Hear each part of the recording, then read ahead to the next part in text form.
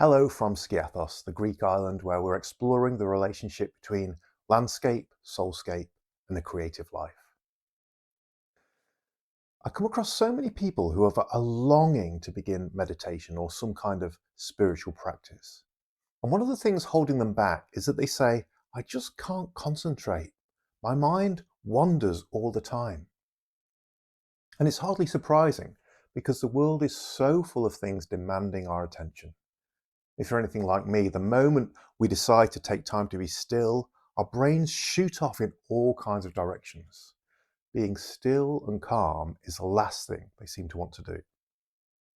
In this episode, we're going to explore practical practices that move away from our thinking, rational brain and bring us back into contact with our bodies. This is so often the antidote to racing thoughts, distractions, and a brain that seems caught in a frantic hamster wheel, worried about our money or relationship or whether we've remembered to check the oil in the car. Coming home to our body is a way to find a calmer, more centered way of being. And when we do that, the things that our brains are so frantically worried and obsessed about begin to move into a space of clarity and calm, so that we can approach them in a much gentler manner without that sense of urgency. So, if your mind is racing and you can't find a way off that exhausting hamster wheel of worry and distraction, let's explore together ways in which we can come home to our bodies and have some time of rest and respite from all of that energy expended on going nowhere and redirect it towards a more full, creative, and fruitful life. In this video, we're going to delve into how our bodies can remember ancient ways and the wisdom we hold there. I'll tell you the story behind this painted staff, and I'll give you some practical suggestions about how we can move away from our frantic hamster wheel brains and come home to our bodies through simple ritual actions with the landscape.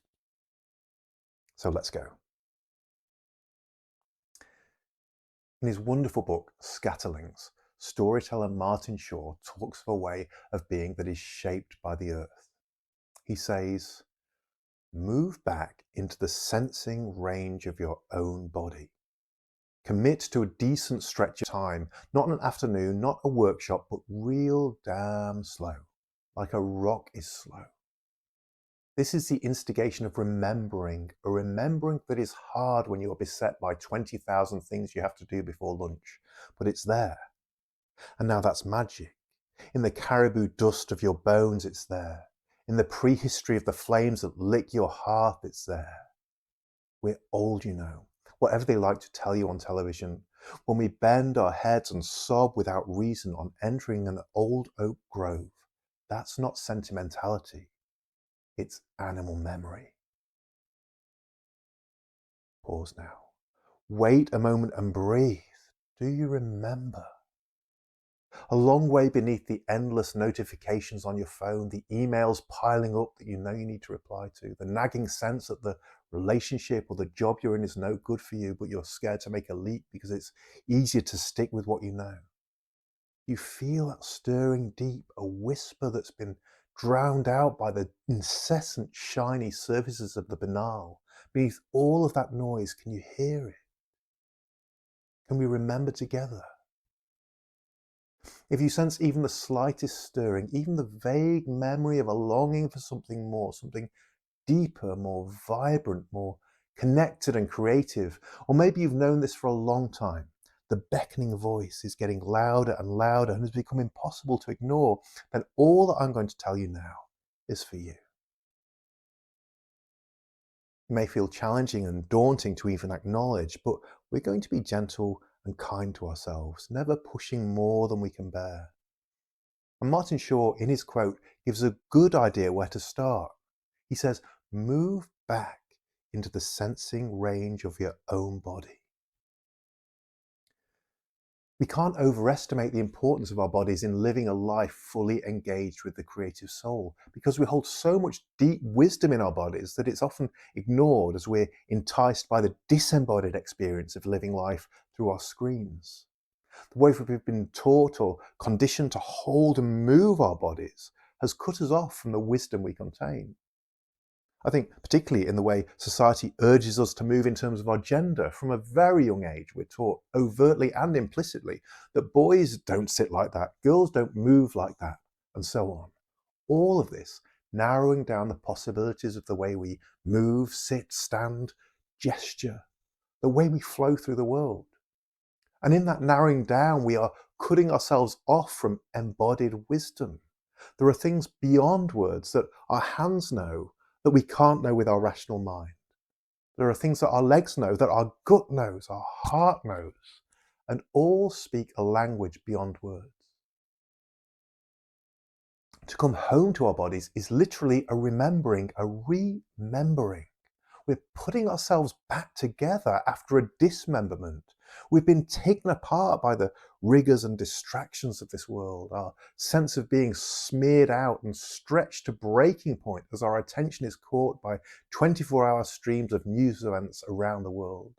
Brains that evolved to relate to a community of a few hundred people in a small area from one valley to the next are forced to contend with a barrage of information from billions of souls across thousands and thousands of miles.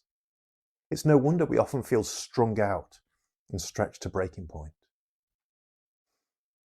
Come home to your body. Remember. Remember the oak groves. Remember the communities singing together around the comfort of the night fire. Remember the stillness of a world without the constant drone of traffic in the distance. And be assured that coming home to your body is a spiritual practice.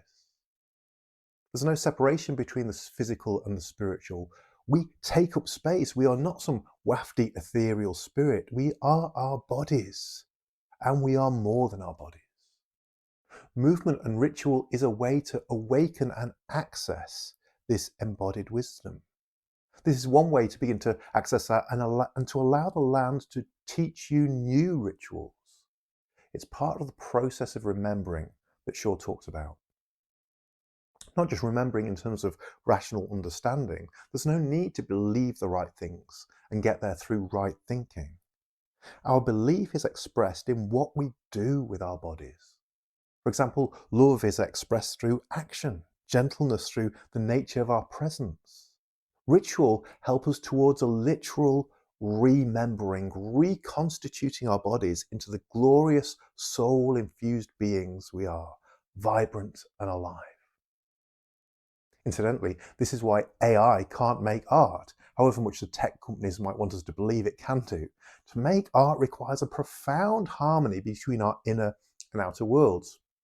It needs our embodied experience, the frustration of pushing paint around on the canvas and it not flowing quite the right way we want it to, the delight of sinking fingers into clay and finding a new sensual shape.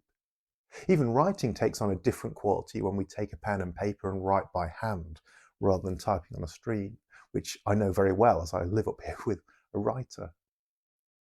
Bodies and creativity are intimately entwined together. AI has no body and so produces no art.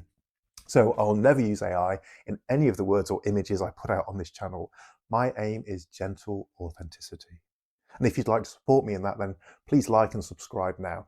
And if you know anyone who would find these videos helpful, then please do share it with them too. Thank you. So going deeper into Martin Shaw's provocation, he says that the beginning of all true ritual is fidelity to the senses. Move into the sensing range of your body. Do it now. What can you smell? How does the air feel against your skin? What textures can you feel? What colours are catching your eye? How is the light playing with the shadows? See deeply, what colour are the shadows? Even a seemingly white wall, when we look deeply, is awash with subtle ripples of colour. Notice your body itself. Where are you holding tension, softness, sharpness, liveliness? And then what story are we telling ourselves about the energy we're holding? Is this high energy the tension of anxiety or excitement? This is, by the way, is very similar to methods recommended by mental health professionals for handling panic attacks. Coming home to our sensing body is simply a very useful way to bring calm to our everyday lives. Now, going deeper, this is a practice you can take with you out into any landscape, in the countryside or the city, or even in your own room at home. As we come home to our senses and sense the place we inhabit this very moment, we can ask the place to teach us how to move. How is this place beckoning out the wisdom we hold in our bodies and asking us to dance with it? Because make no mistake, the land is in dynamic motion too. This is some footage from a dirt track just near my home here in Skiathos. After heavy rains, you can see how a whole chasm has opened up, swallowing trees and reshaping the terrain. The land in dynamic motion. Concrete cities try to tell the lie that we can control this and keep everything still.